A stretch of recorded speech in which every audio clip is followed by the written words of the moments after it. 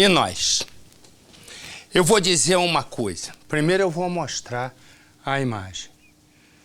Ok? Você, não sei se você lembra da menina Sofia, aqui em São Paulo. Pode mostrar o videozinho dela. Lembra da menina Sofia, que o pai foi buscar na escola e logo depois a menina acabou morta? Pois bem, você há de lembrar que o pai disse que a menininha Sofia tinha acabado se asfixiando num saco plástico, o que não havia condição pelo tipo de saco, segundo a perícia. Mas a perícia disse mais. A perícia disse que a criança foi morta porque tinha marcas de pancada e, pela mecânica do que aconteceu, ela foi asfixiada. Dentro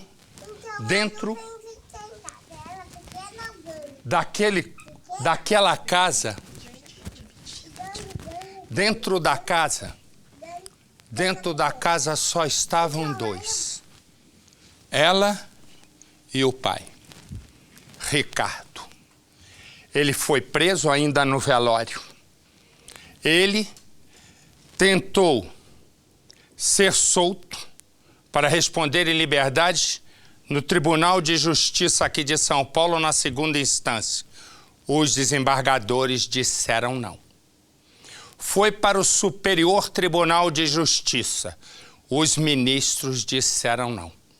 Foi agora para o Supremo Tribunal Federal. E o que ocorre? Ocorre o seguinte, que caiu a decisão nas mãos do ministro Marco Aurélio Mello, o mesmo que mandou que Renan Calheiros deixasse a presidência do Senado, quando o que tinha que se argumentar é se ele ia ficar ou não na linha de sucessão da presidência da República. Com isso, criou-se uma crise institucional no país e depois o Supremo Tribunal Federal decidiu que Renan Calheiros não pode ocupar a presidência se porventura chegar, numa viagem do Temer com o Rodrigo Maia, ele não pode ir. Pois bem, um juiz mandou prender, um desembargador, ou os desembargadores de São Paulo disseram que ele não podia ser solto, o Superior Tribunal de Justiça também disse que não. Pois o ministro Marco Aurélio Mello, este que está tão em cartaz no momento, do Supremo Tribunal Federal, decidiu que o assassino da filha pode responder o processo em liberdade. O ministro Marco Aurélio Mello, mostra a imagem da menina, por favor. Talvez fosse o caso de perguntar, e eu adoraria fazer essa entrevista com o ministro Marco Aurélio Mello, para perguntar a ele, e eu respeito a decisão da Justiça, apesar de não concordar com ela. Perguntar ao ministro do Supremo Tribunal Federal o que ele acha dessa menina em vida, linda, brincando. E se porventura ele quer olhar as fotos do cadáver da menina. Eu gostaria muito de perguntar ao ministro Marco Aurélio Mello qual é a diferença entre o que é legal e o que é legítimo. Porque pode até, por uma dessas palavras da lei, dizer dizer que ele pode responder em liberdade. Mas a questão é que a palavra da lei não pode ser acima da morte da criança. A palavra da lei não pode ser acima do legítimo. Porque no momento em que juiz coloca ele na cadeia porque não tem dúvida do que ele fez, os desembargadores do Tribunal de Justiça de São Paulo mandam ele continuar na cadeia porque tem certeza do que ele fez. No Superior Tribunal de Justiça em Brasília, o ministro responsável pelo caso diz: continua na cadeia, porque eu sei o que você fez. Mas agora não. Agora o ministro Marco Aurélio Mello, aquele que queria tirar o presidente do Senado, quando a pergunta é se ele podia sentar na cadeira do presidente, e com isso criou-se uma confusão, atrapalhando inclusive o processo que poderia tirar Renan Calheiros de lá de uma forma definitiva. Resumo, é o mesmo que manda dizer o seguinte, que ele cumpre todos os requisitos para sair e responder em liberdade. Eu queria perguntar numa entrevista: e que requisitos são preenchidos pela menina Sofia? Porque não é possível que homens experientes do Tribunal de Justiça de São Paulo estejam errados. O juiz de primeira instância esteja errado. O ministro do Superior Tribunal de Justiça esteja errado. E só o ministro Marco Aurélio Mello esteja certo. A imagem da criança talvez seja o registro definitivo de quanto a gente não consegue entender que justiça é essa que não é justa. Põe no Cidade. Um caso que chocou todo o país.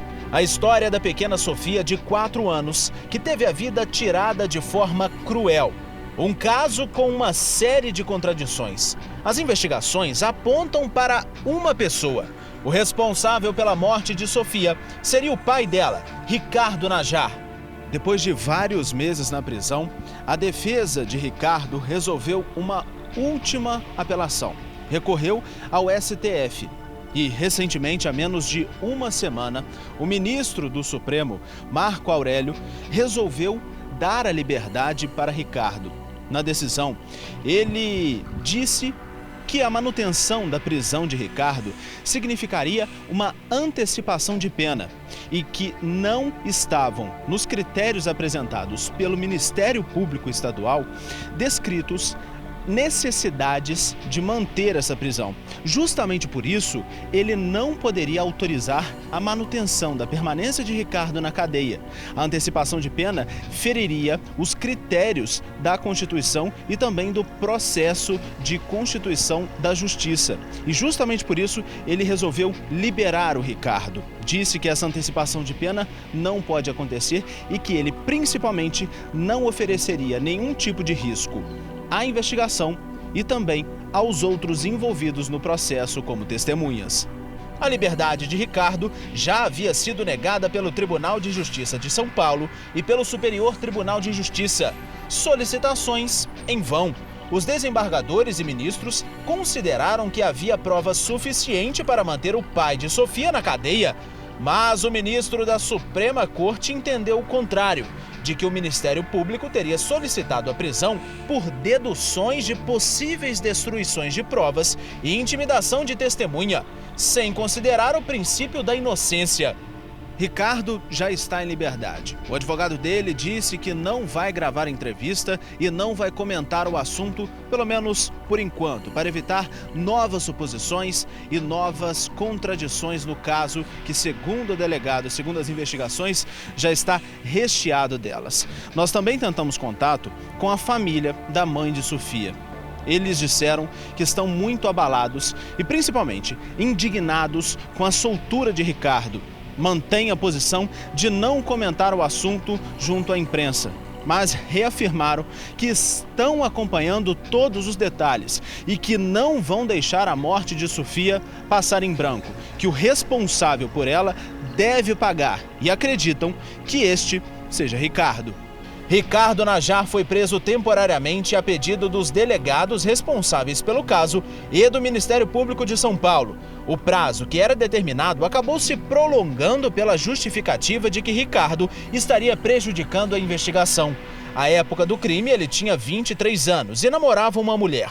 Ele era separado da mãe de Sofia, que foi informada da morte da menina algumas horas depois, por telefone. As contradições do caso chamaram a atenção dos investigadores. Logo depois da morte, os policiais voltaram diversas vezes até o prédio onde tudo aconteceu, onde a pequena Sofia, de 4 anos, perdeu a vida. E dentre as contradições e informações que chamaram a atenção dos investigadores, uma em especial. Ricardo afirmou em depoimento que ele tinha deixado Sofia brincando com alguns objetos que ela tinha o hábito e foi ao banheiro tomar banho. Quando voltou, vários minutos depois, Sofia estava caída, já sem vida e com um saco ao lado da cabeça. Neste momento, ele teria pedido ajuda, mas essa informação não convenceu os investigadores. Os laudos periciais foram categóricos. Somente um homem com força poderia ter causado tantos danos ao corpo da garotinha. Segundo os investigadores, no inquérito consta que Ricardo estava em casa com a filha enquanto se arrumava para sair à noite para encontrar a namorada. Ele já estaria atrasado e a criança agiu naturalmente, mas ficou um pouco agitada, não queria que o pai a deixasse em casa sozinha. E foi exatamente isso que teria irritado Ricardo. Ele já atrasado e a namorada ligando, cobrando a presença dele, teria dado um tapa na criança. A ira dele ainda ficou descontrolada e justamente por isso ele continuou batendo na menina. Teria sufocado e usado uma sacola plástica, um material bem grosso, para asfixiar a menina. De acordo com o exame feito pouco tempo depois, foram encontrados sinais de asfixia e esganadura, além de 21 hematomas pelo corpo da pequena. Sofia não teria condições de se asfixiar brincando com a sacola, sozinha, como afirmou Ricardo em depoimento. O Ministério Público aponta que, vendo que a filha estava morta, Ricardo deixou a sacola ao lado do corpo da vítima para simular o acidente. Mas isso não convenceu os peritos. Ricardo era escoteiro e por isso tinha noção de primeiros socorros. Se viu a filha desfalecida, por que não tentou socorrê-la? Ele afirma que fez isso, mas 2 detalhes desmontam o argumento. Nenhum sinal de tentativa de ressuscitação foi encontrado em Sofia. E ele morava a menos de 10 minutos de um hospital. Por que não tentou o socorro? Mais um detalhe. Depois da hora aproximada da morte, Ricardo fez 4 ligações. Mas apenas a 4ª foi para o resgate. As 3 primeiras foram para a então namorada. A liberdade de Ricardo inconformou familiares maternos de Sofia e também o Ministério Público. Eles afirmam que todas as provas levam a Ricardo como autor do assassinato. Querem Ricardo no banco dos réus em breve. O julgamento ainda não tem data para acontecer. Uma realidade difícil demais para uma mãe suportar. O laudo pericial foi claro. O pai dela, o Ricardo,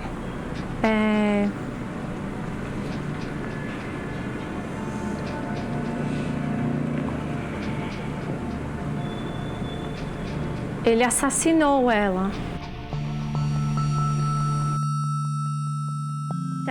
Lígia, 23 anos, estudante de Direito.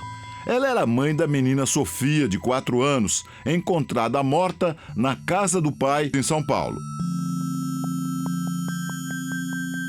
Ricardo e Lígia eram adolescentes quando se conheceram num clube de escoteiros. Eles ficaram amigos e depois começaram a namorar. O relacionamento ficou mais sério. Lígia engravidou, uma gravidez não planejada, e os dois se tornaram pais aos 19 anos. Com a notícia da gravidez, Ricardo foi morar com a namorada na casa dos sogros. Sofia nasceu em maio de 2011. Meus pais, eles montaram um quarto para a Sofia e um quarto para o Ricardo e para mim. E nós moramos juntos até ela ter 2 anos e meio. Durante a convivência sob o mesmo teto, o comportamento de Ricardo começou a mudar. Ele passou a agir de forma agressiva, piorando gradativamente contra ele mesmo. Jogar telefone na parede.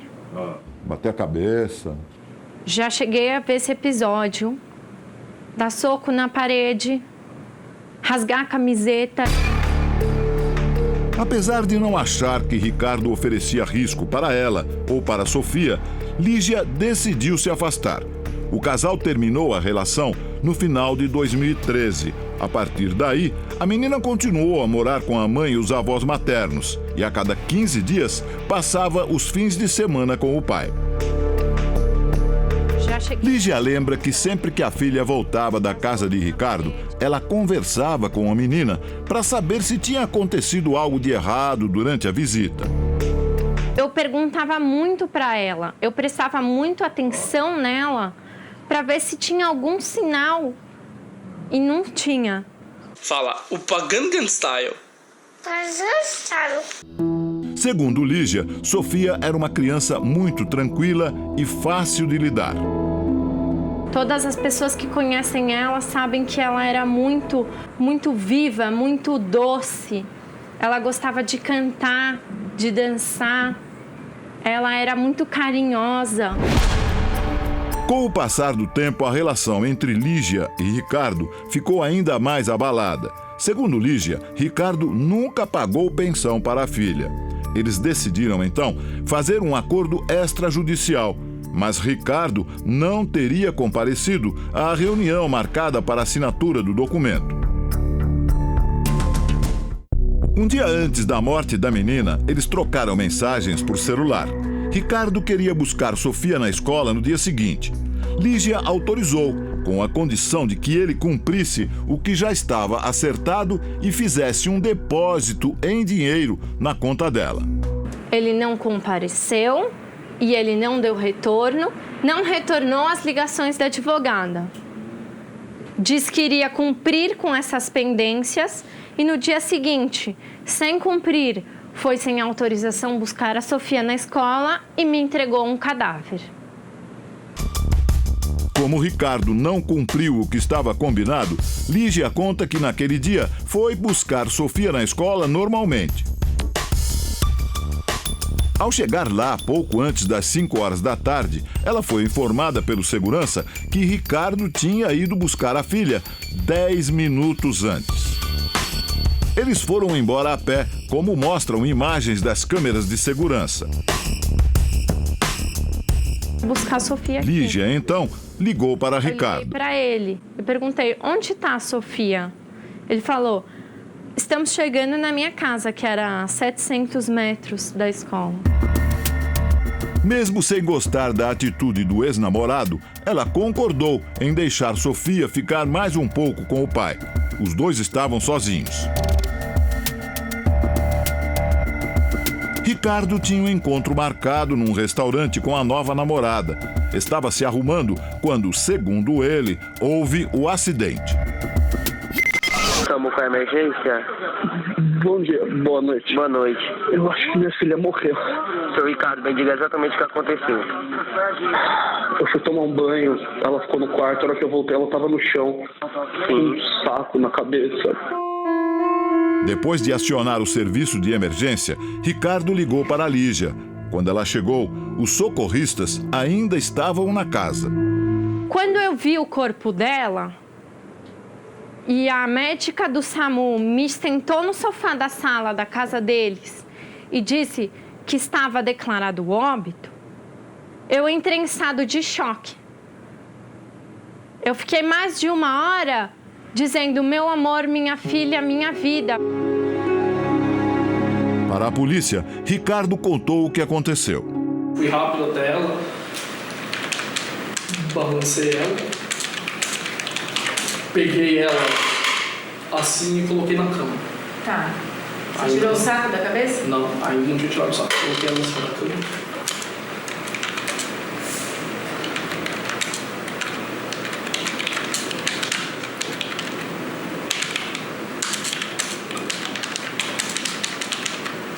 E eu puxei o saco até mais ou menos nessa altura, até ver que ela tava com sangue no rosto. A polícia também concluiu que a morte de Sofia não foi um acidente. Ela teria sido morta pelo próprio pai. O laudo do Instituto Médico Legal indica que a menina morreu por asfixia por sufocação direta decorrente de obstrução dos orifícios externos respiratórios. Ou seja, ela teve a boca e o nariz tampados. O documento revela ainda que Sofia teve lesões na face, compatíveis com mecanismo de pressão e arraste de musculatura facial da esquerda para a direita, de baixo para cima. A polícia também concluiu que Sofia foi agredida antes de ser sufocada. A menina teve o tímpano esquerdo perfurado e apresentava mais de 20 hematomas pelo corpo. Ricardo foi preso ainda no velório da filha, mas em todos os depoimentos negou o crime. Depois de se recuperar do choque e saber que o ex-namorado era o principal suspeito, Lígia passou a analisar as reações de Ricardo e achou muito estranha a ligação dele para o SAMU.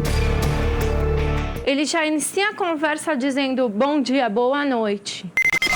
SAMU com a emergência? Bom dia, boa noite. Boa noite. Eu acho que minha filha morreu. Se fosse eu no lugar dele, estaria desesperado, em estado de choque, gritando, falando, pelo amor de Deus, eu não sei o que eu faço, eu preciso de ajuda, eu preciso de uma orientação, minha filha está desacordada. A mãe de Lígia, que é psicóloga, também estranhou o comportamento do ex-genro no velório de Sofia. Ele não entrou para ver a menina, minha filha que levou e falou, vou levar ele para ver o que aconteceu, para se defrontar com a realidade. Ele não olhou para mim, porque isso não foi a primeira vez que, quando ele fazia coisa errada, ele não olhava para mim. Pai de Ricardo acredita na inocência do filho. O que ele diz sobre a acusação dele ter matado a Sofia? Claro, mas isso não existe. O senhor acredita, então, que foi um acidente? Lógico que foi um acidente. Uma tragédia, não foi um acidente, uma tragédia. Não consigo classificar como um acidente porque acabou com a vida da nossa família. Lígia acredita na versão da polícia de que Ricardo agrediu e asfixiou Sofia. O Ricardo se excedeu, mas poderia ter parado por ali. Ele optou por seguir em frente. E quando completou, ou seja, quando a Sofia já estava morta, ele optou por modificar o local do crime, limpar o sangue da casa, guardar, esconder, ocultar o papel higiênico com sangue. Contudo, a polícia mais do que faz o trabalho, que é investigar. Pois bem, todas as provas lá estavam, só estavam na casa pai e filha. De repente, vêm os laudos da perícia que dizem que a menina estava toda machucada e foi asfixiada. E não, ela se sufocou. Ela foi asfixiada. Com todas essas questões, e vou repetir, o juiz de primeira instância o deixa na cadeia até o julgamento. Os desembargadores de São Paulo mantêm a decisão de primeira instância. O Superior Tribunal de Justiça, o ministro, mantém ele preso. E o Supremo Tribunal Federal, ministro Marco Aurélio Mello, e o Supremo foi feito para cuidar da Constituição, mas o Supremo está se metendo até em jogo de bola de gude no momento. Né? Me lembrei de um ministro Lewandowski que mandou prender um pescador que tinha pescado fora de época uns 5, 6 camarões. Quer dizer, me desculpe, né? Para ter um Supremo para isso, não é preciso ter. Agora, o ministro Marco Aurélio Mello decide que ele pode ficar solto pela presunção de inocência. Eu respeito a decisão da justiça, mas concordar nem um pouco. Porque isso não é. Pode até ser legal, mas não é legítimo. Não é legítimo e vários magistrados já disseram isso nesse ano em que ele ficou preso, para vir um ministro do Supremo Tribunal Federal, né, que tem que cuidar de Constituição, se meter em crime comum. Eu estou errado? Marcelo, a presunção de inocência alegada pelo ministro Marco Aurélio do Supremo é um princípio jurídico. Mas acontece que no caso específico da menina Sofia, ao invés de presumir a inocência, existe a certeza absoluta da culpa. Eu acrescento pela prova do inquérito que eu conheço muito bem, pelos laudos periciais que eu examinei cuidadosamente e pelo laudo do Instituto Criminalístico no local. Além disso tudo, o crime, Marcelo, foi premeditado, porque ele foi à escolinha onde a menina estudava, apanhá-la sem avisar a mãe, ou seja, planejou isso aí. Foi para o apartamento, ninguém mais entrou lá, só havia os dois, não há dúvida nenhuma de autoria, nenhuma. Então não há que se presumir inocência. A certeza da culpa, pelo contrário, é absoluta, como atestaram todas as observações judiciais anteriores, inclusive a mais alta Corte de Justiça de São Paulo, nosso Tribunal de Justiça. Perfeito. Então, resumo, não só sou eu que penso assim. O nosso Percival, que tem uma longa carreira brilhante, né? Estudou o processo, está aí. Agora ficam lá os ministros do Supremo encafifados dentro daquele prédio gigantesco, que aquilo não precisava mais do que 6 salas, mas enfim, mas aqui tudo tem que ser uma pompa, porque quem paga somos nós. Aí fica se metendo em tudo que é tipo de crime, quando na verdade o Supremo está ali para zelar pela Constituição, coisa que muitas vezes não faz.